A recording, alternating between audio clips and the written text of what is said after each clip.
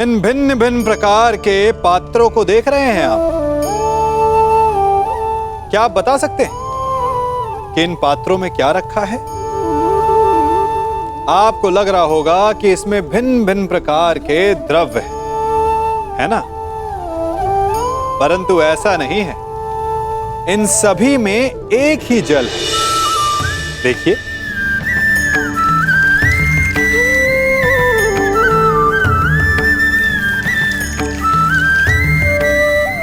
परंतु ये भिन्न भिन्न लगते हैं क्योंकि जिसमें ये जल रखा है उसके रंग को परिभाषित करता है। अब यूं समझिए कि इस पात्र में रखा जल हम हैं और ये पात्र वो संगति है जिसमें हम रहते हैं। हमारी संगति के गुण धर्म हमें, हमारे व्यक्तित्व को, हमारे संप्रेषण को बहुत प्रभावित करते हैं। इसलिए अपनी संगति पर जिनके साथ रह रहे हैं उन्हें चुनने में सावधानी बरतें, क्योंकि जल को अपना पात्र चुनने का अधिकार नहीं है, किंतु हमें अपनी संगति चुनने का अधिकार अवश्य है। जो वस्त्र हरण करेंगे उनका प्राण हरण होगा। जब जब किसी की आंखें अनुचित होता देखना स्वीकार करेंगी, तब तब उन आंखों को बंद होना होगा। यही नियति है, यही प्रारब्ध है और यही है इस महाभारत का कारण और निवारण।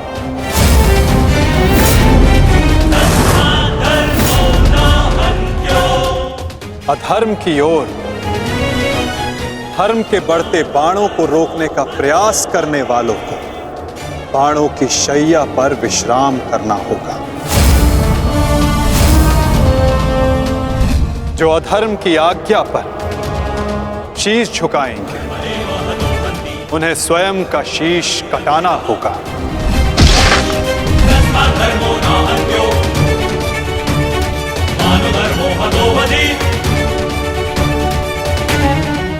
अधर्म को ना किसी का कवच बचा सकता है,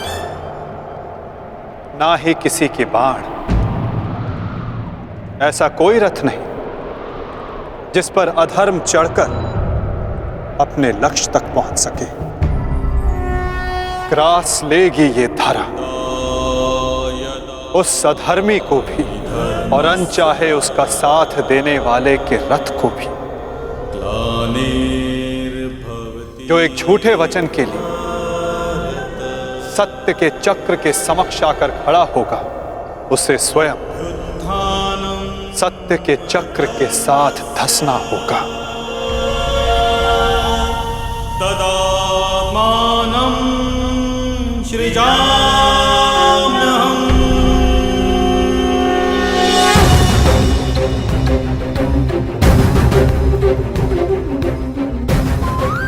ये तुम्हारे अपमान का नहीं, समस्त स्त्री जाति के अपमान का प्रतिकार है पांचाली।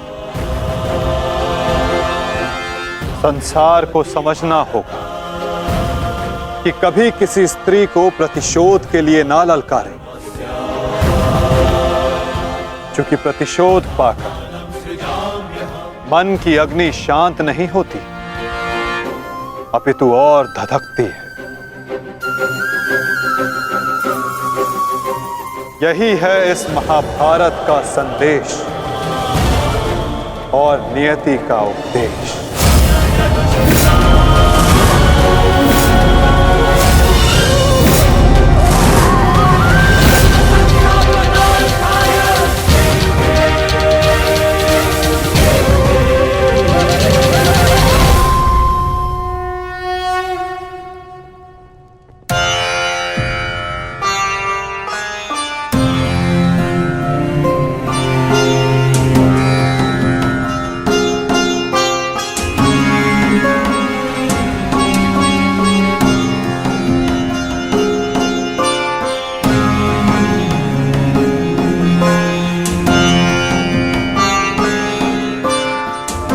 अपने आप को संभालो मित्र, एक योद्धा को रोकर विदा नहीं करते।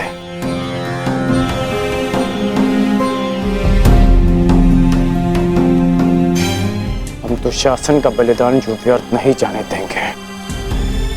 आगे बढ़ो मित्र, अपने अनुज की अंतिम विधियां पूर्ण करो।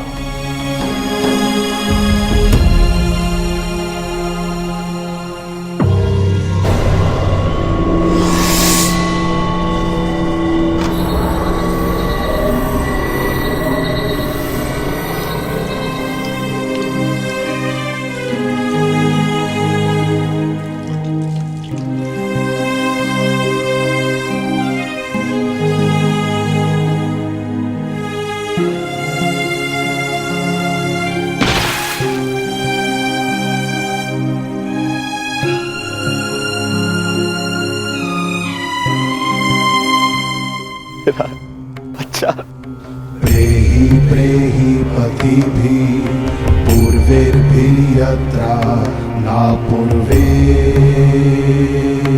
पितरपर्युः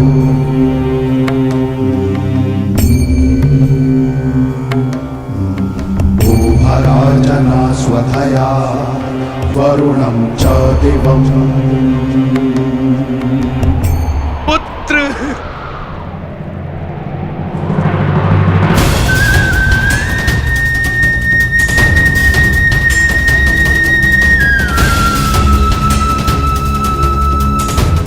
क्यों?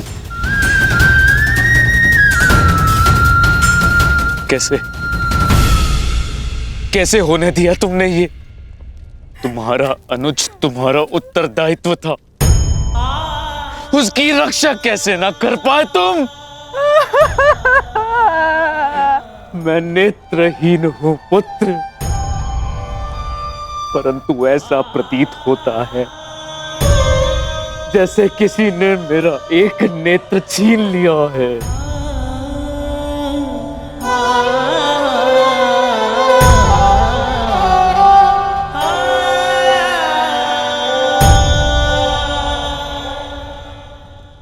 कहते हैं सर्वनाश उत्पन्न होने पर जो उसे आधा बचा ले पुत्र, वो ज्ञानी होता है पुत्र। मैं अपने 99 पुत्रों को तो खो चुकी हूँ, परंतु मैं अपना अंतिम पुत्र नहीं खोना चाहती, नहीं खोना चाहती।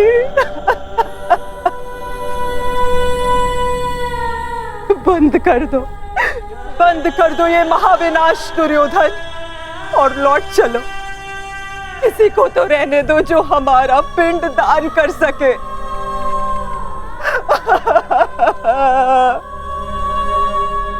चलो पुत्र, लौट चलो। नहीं, अब इस युद्ध को रोका नहीं जा सकता। मैं इस युद्ध के ऐसे पड़ाव पर पहुंच चुका हूं जहां से पीछे लौटना संभव नहीं। ये दलदल या तो मुझे निगल जाएगा और या मैं इसे समाप्त कर दूंगा। अब या तो उन पांडवों का अंत होगा और या तो मेरा। नहीं, उससे पूर्व कदाचित ये युद्ध नहीं रोक सकता। अब ये युद्ध ना मुझे राज्य के लिए लड़ना है और ना ही सम्राट बनने के लिए। ये युद्ध करना है प्रतिकार के लिए।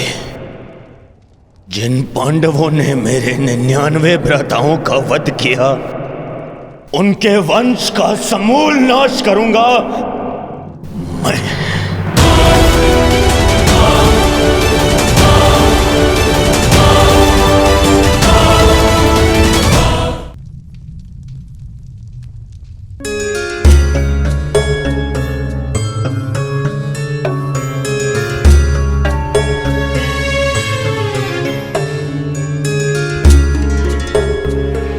किस चिंतन में डूबे हो युधिष्ठिर?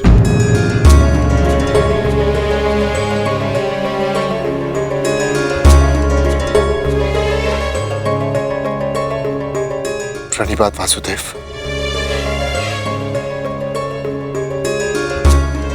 तुमने मेरे प्रश्न का उत्तर नहीं दिया युधिष्ठिर। हाँ वासुदेव, मेरा मन अशांत है। बुद्धि पर जैसे भ्रम की धूल सी जमी है। समझ में नहीं आ रहा है वासुदेव कि इस महायुद्ध से हमें क्या प्राप्त होगा। आश्चर्य, धर्मराज के मन में ऐसा असमंजस। वासुदेव, मैं आपसे निवेदन करता हूं कि मुझे धर्मराज कह के मत पुकारिए। इस धर्म युद्ध में बिखरे अधर्म की छींटें मुझ पर भी पड़ी हैं। मैं धर्मराज कहलाने योग्य नहीं हूं वासुदेव। युद्ध में शरीर और सेना के बल से अधिक महत्वपूर्ण आत्मबल होता है युधिष्ठिर।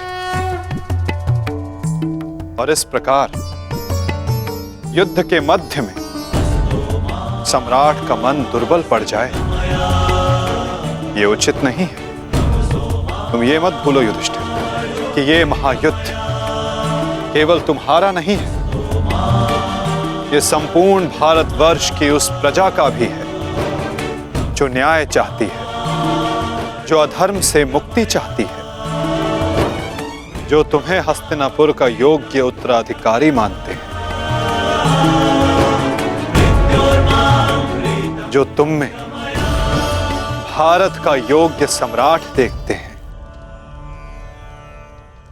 इस युद्ध में तुम्हें सम्राट बनते देखने के लिए अनगिनत सैनिकों ने अपनी आंखें बंद कर ली युधिष्ठिर, और आज भी अनगिनत सैनिक सज्ज हैं अपना बलिदान देने के लिए। एक सम्राट का कर्तव्य है कि वो अपनी सेना, अपनी प्रजा का मार्गदर्शन करे, ना कि स्वयं दुविधा में फंस जाए।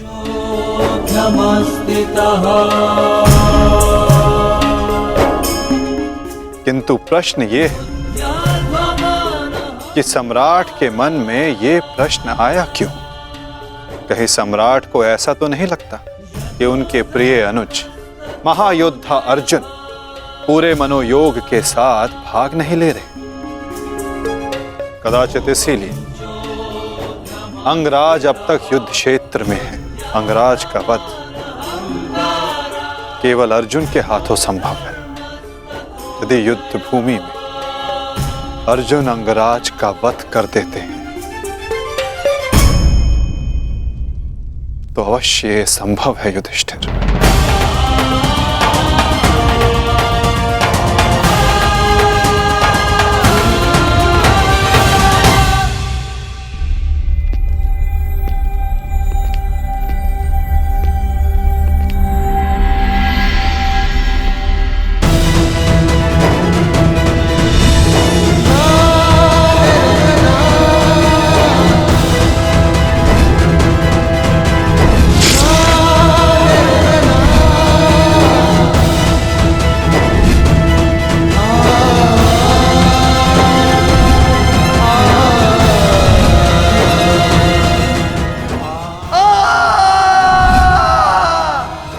मैंने जीवन पर परिवर्तन के लिए संघर्ष किया, क्योंकि जब भी मैंने ऐसा किया तो मैंने लोगों की आंखों में आशा की किरण देखी।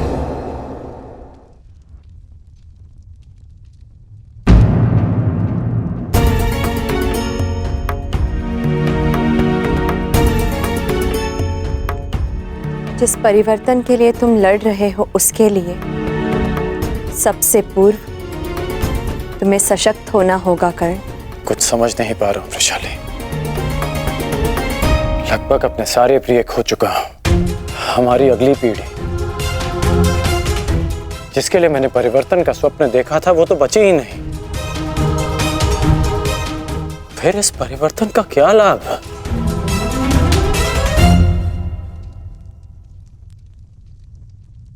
तुमने जो जो सहा है मुझे उसका भान है कर्ण, परंतु कुछ नवीन पाने के लिए बलिदान करने ही पड़ते हैं। युद्ध में योद्धा वीर गति प्राप्त करता है ये भी जानते थे।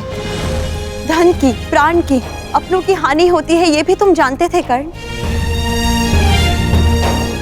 फिर आज ये उद्विग्नता क्यों? इस समय तुम कौरव सेना के सेनापति हो अंगराज, और तुम्हारी सेना को तुम्हारे मनोबल की आवश्यकता है। उन्हें एक सशक्त सेनापति चाहिए, ना कि एक टूटा हारा योद्धा। हम सबको तुम पे विश्वास है कर्ण, मुझे तुम पर विश्वास है। तुम ही हो कर्ण जो ये परिवर्तन ला सकते हो।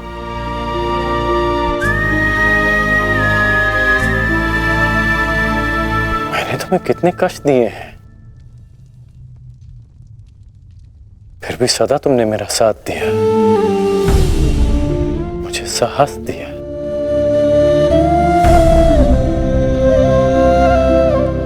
मैंने सदैव परिवर्तन चाहा है, उसमें विश्वास रखा है, पर आज स्वयं को संभाल नहीं पा रहा हूं मैं।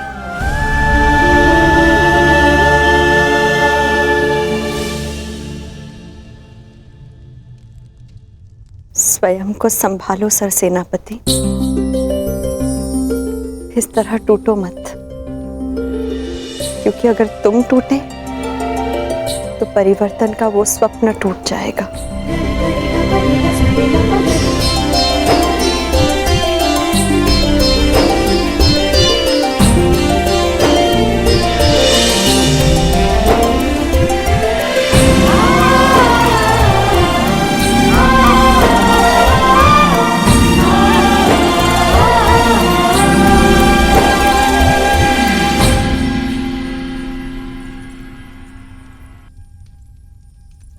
जी जी, एकांत। जी मैं कुछ मत कहो कुंती, समय ने मुझे उस मोड़ पर लाकर खड़ा कर दिया है जिस मोड़ पर ना तो मेरे पास कुछ कहने के लिए है और ना ही सुनने के लिए। तुम्हें स्मरण है तुम्हें वो समय कुंती, जब हमारे हस्तिनापुर में हर्ष, खुशी, उल्लास और आनंद होता था। मुझे दंभ होता था कि मेरे कक्ष में 100 और तुम्हारे कक्ष में 5 दीपक हैं, परंतु आज मेरा ये कक्ष अंधकार में डूब गया है। एक एक करके इस अभागिन माता ने अपने 99 पुत्र खो दिए हैं। परमात्मा से 100 पुत्रों की माता होने का सौभाग्य पाकर भी आज मेरे दोनों हाथ खाली हैं। माता के आंसू तो अपने एक पुत्र के वियोग में सूख जाते हैं, परंतु मैं अभागिन गांधारी अपने 100 पुत्रों के विलाप के लिए अश्रु कहां से लाएगी कुंती? कहां से लाएगी? ऐसा नहीं है दीदी, ये दुर्भाग्य नहीं, हमारी असफलता है। दीपक का दर में जलना ये तो संभालने वाले के हाथ में है कि वो उस दीपक से प्रकाश करवाता है या अपने घर को सुहा कर लेता है, या अपने संतान पर अपना नियंत्रण खोने के कारण ये युद्ध हुआ है, जिसका परिणाम हम माताएं भुगत रही हैं। जो पीड़ा आपकी है जीजी, वही पीड़ा मेरी भी है। आज हम जिस परिस्थिति में हैं, मैं भी स्वयं उसी परिस्थिति में बंधी हूँ।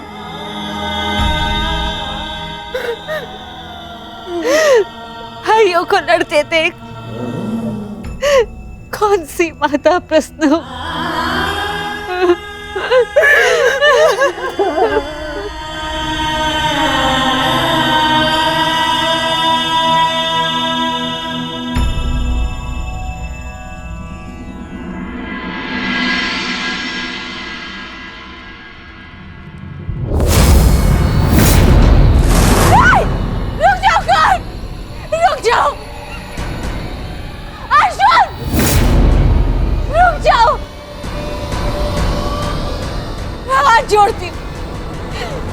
दोनों रुक जाओ।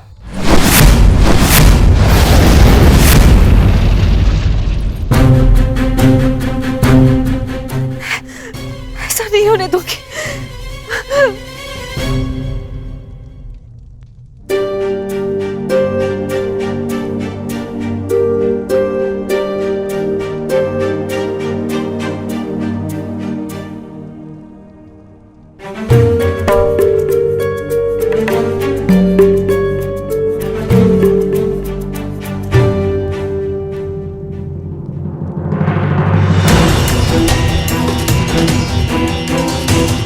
राजमाता,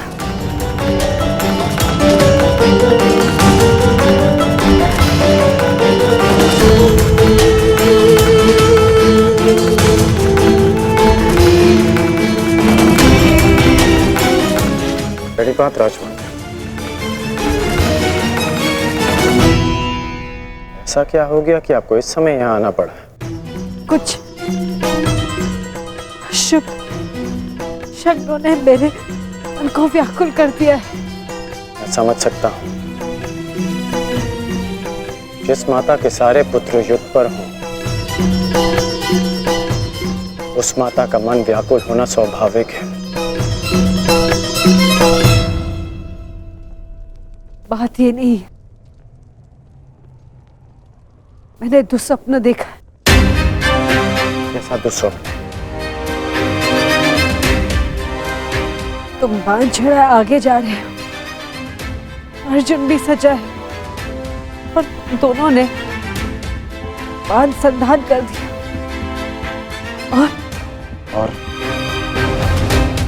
और मैं बीच में आ गई, किंतु तुम दोनों ने बांध छोड़ दिया। फिर क्या हुआ? फिर मेरा सपना टूट गया। जो स्वप्न आपने पूरा देखा ही नहीं, उसके लिए आप व्यथित क्यों हो रही हैं? मैं व्यथित हूं क्योंकि बाण किसी का भी हो, किसी की भी छाती भेदे, पीड़ा मेरे कोख को ही होनी है। संसार की दृष्टि में आपकी कोख 5 बार भरी है। क्या आपका दुर्भाग्य था या मेरा प्रारब्ध? हमें इसे स्वीकारना होगा राजमाता। तुमसे विनती करती हूँ,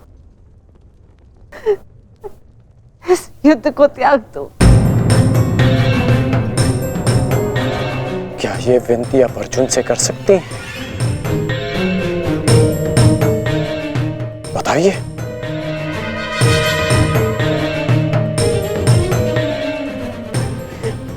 विवश हूं। परंतु हम विवश नहीं हैं पुत्र।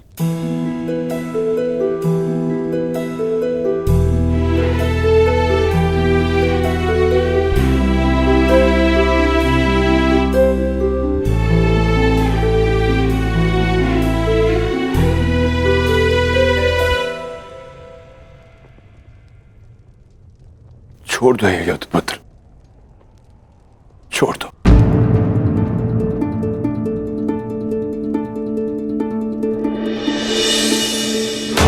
पिताश्री, आपके पिता के आदेश के साथ साथ हमारा आदेश भी सम्मिलित है पुत्र। छोड़ दो ये युद्ध पुत्र। ये युद्ध परिवर्तन के लिए नहीं, विनाश के लिए।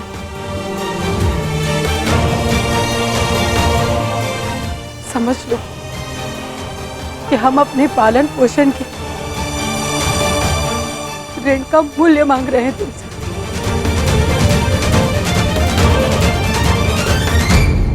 लौट चलो पुत्र, लौट चलो।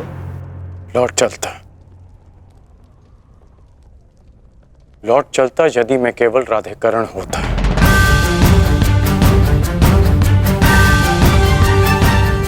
अब मैं कौरव सेना का सर सेनापति हूं पिताश्री, मैं नहीं लौट सकता।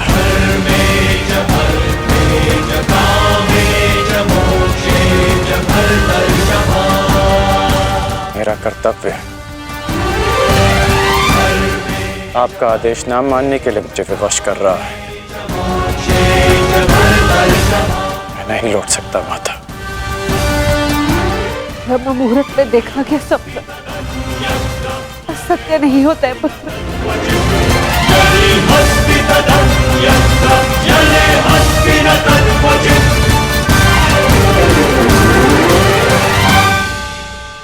आपका स्वप्न टूटा है राजमाता, परंतु मेरा वचन नहीं टूटेगा।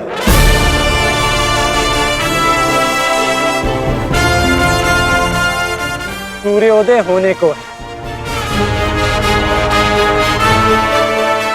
मेरा अर्घ देने का समय हो गया।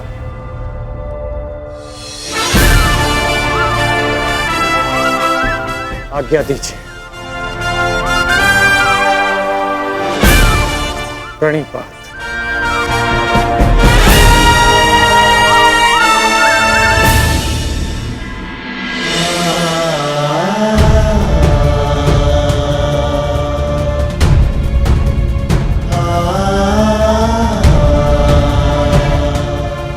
आज्ञा दीजिए पिताश्री।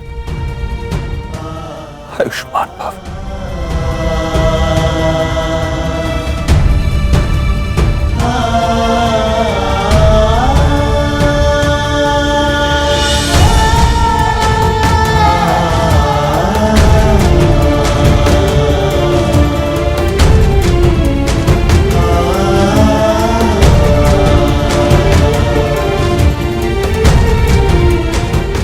अश्रु नहीं माता,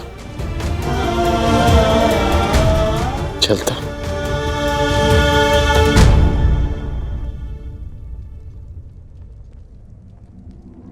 यशस्वी भव।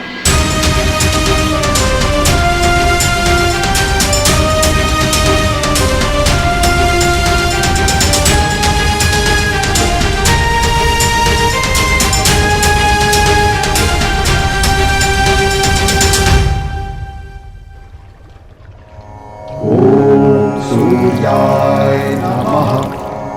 ॐ भार्गवे नमः।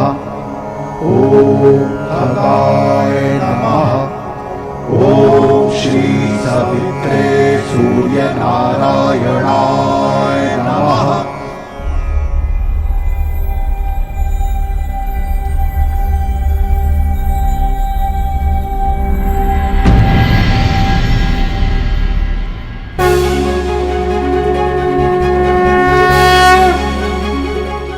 प्रणाम गुरुदेव, प्रणाम। आयुष्मान भव पुत्र, आयुष्मान भव।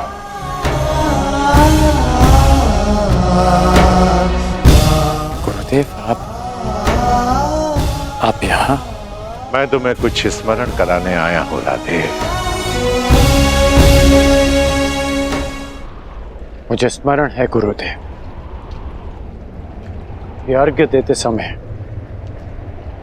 मुझसे कोई कुछ भी मांगे उसे मैं पूर्ण करूंगा, और ये मेरा सौभाग्य होगा यदि मेरे गुरु मुझसे कुछ मांगे। आदेश दीजिए गुरुदेव।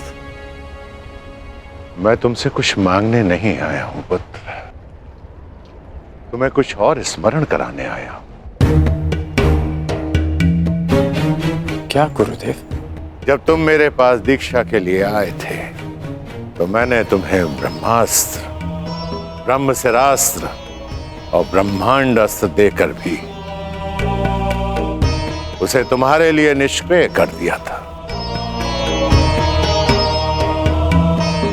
स्मरण है मुझे। मैंने तब भी कहा था और आज भी कह रहा हूं कि गुरु का श्राप भी आशीर्वाद होता है।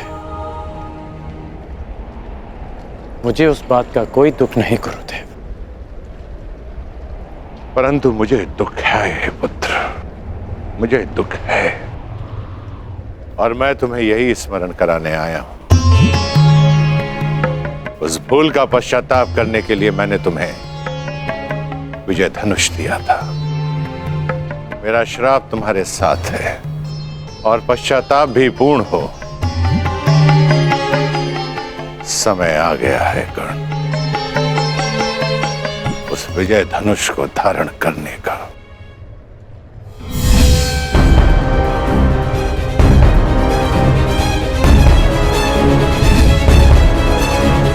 विजय धनुष का आवाहन करो और विजय धनुष को धारण करो। जब तक वो विजय धनुष तुम्हारे हाथों में रहेगा, इस संसार में कोई भी शत्रु तुम पर विजय नहीं पा पाएगा।